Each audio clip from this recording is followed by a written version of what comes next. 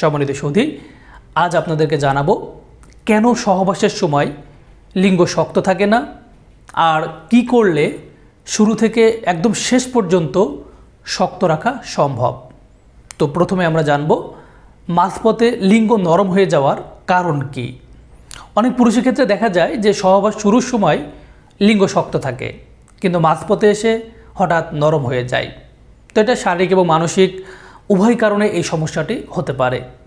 তো মানসিক কারণের মধ্যে রয়েছে পার্টনারকে সন্তুষ্ট করতে না পারার ভয় এবং আত্মবিশ্বাসের অভাব, অর্থাৎ আমি পারবো তো, ও যদি সন্তুষ্ট না হয়, এই চিন্তায় নার্ভাস হয়ে লিঙ্গ নরম হয়ে যেতে পারে।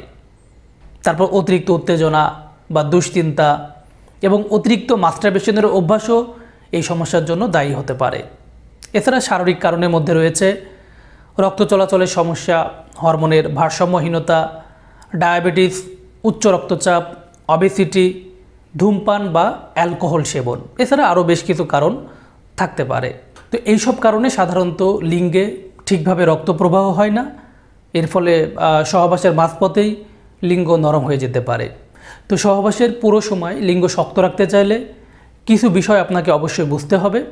মনে রাখবেন, এটা শুধু যৌন উত্তেজনার বিষয় নয়, এটা একটা vascular plus neurological plus hormonal কন্ডিশনের একটা ফলাফল। প্রিয় দর্শক, এখন আমরা জানব এই সমস্যার সমাধান কি। প্রথমত, লিঙ্গে রক্ত প্রবাহ নিশ্চিত করুন। লিঙ্গ শক্ত হওয়ার জন্য লিঙ্গে রক্ত চলাচল ঠিকমতো হতে হবে।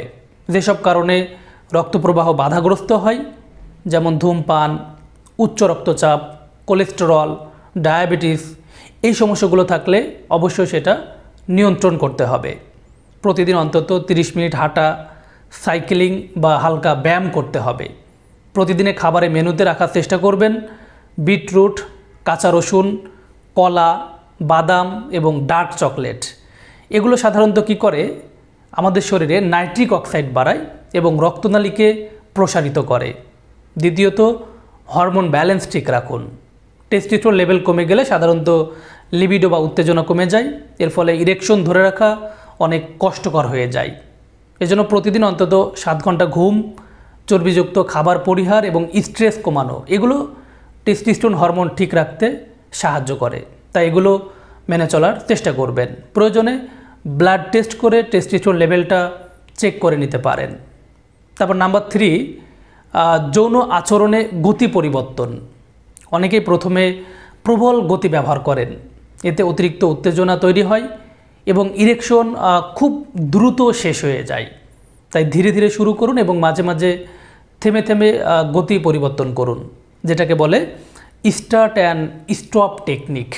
এটা অ্যাপ্লাই করার চেষ্টা করুন এবং সহবাসের আগে পর্যাপ্ত পরিমাণে ফোরপ্লে করুন। এতে মানসিক চাপ কমবে এবং উত্তেজনাটা একটু ধীরে ধীরে বাড়বে। 4 নম্বর হলো মানসিক চাপ নিয়ন্ত্রণ করুন। চিন্তা, ভয়, দুশ্চিন্তা এসব সাধারণত প্যারাসিম্প্যাথেটিক রেসপন্স নষ্ট করে দেয়। এর ফলে ইরেকশন হঠাৎ নরম হয়ে যেতে পারে। তাই মেডিটেশন, ডিপ ব্রিদিং অথবা সাইকোলজিক্যাল কাউন্সেলিং নিতে পারেন। মন থেকে ভয় দূর করুন, সঙ্গিনীর সাথে খোলামেলা কথা বলুন। মনে রাখবেন, ভয় বা চাপ থাকলে আপনার শরীর কিন্তু ঠিকভাবে সাড়া দিবে না। তারপর নাম্বার 5, নিয়মিত এক্সারসাইজ করুন। বিশেষ করে কেগেল এক্সারসাইজ, যেটা পুরুষের পেলভিক অংশে মাংসপেশিকে শক্তিশালী করে, পেনিসের ব্লাড সার্কুলেশনটা বাড়িয়ে দেয়। এটা ইরেকশন ধরে রাখতে অনেক সাহায্য করে। তো এই কেগেল এক্সারসাইজ প্রতিদিন অন্তত 20 মিনিট হলেও করার চেষ্টা করবেন। প্রিয় দর্শক, অনেকে এই সমস্যার জন্য ফার্মেসি থেকে ওয়ান টাইম ওষুধ কিনে নিজের মতো করে সেবন করা শুরু করে দেন, যেটা কিন্তু আপনার স্বাস্থ্যের জন্য অনেক বিপজ্জনক হতে পারে। যদি আপনি দীর্ঘদিন ধরে সহবাসের সময় শক্ত থাকতে না পারেন, অনেক চেষ্টা করার পরও যদি আপনার এই সমস্যার সলিউশন না হয়, তাহলে সেটা কোনো হরমোনাল বা রক্ত সঞ্চালনের সমস্যার কারণে হতে পারে।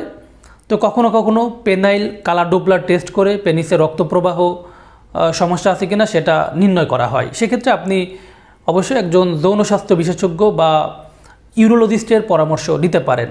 আর আমাদের কাছে চিকিৎসা নিতে চাইলে ভিডিওর স্ক্রিনে দেওয়া নাম্বারে কল করে আপনারা আমাদের সাথে যোগাযোগ করতে পারেন।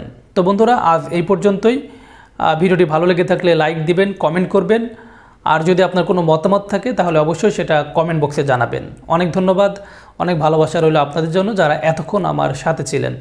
সকলে ভালো থাকুন, সুস্থ থাকুন এবং নিরাপদে থাকুন। আল্লাহ হাফেজ।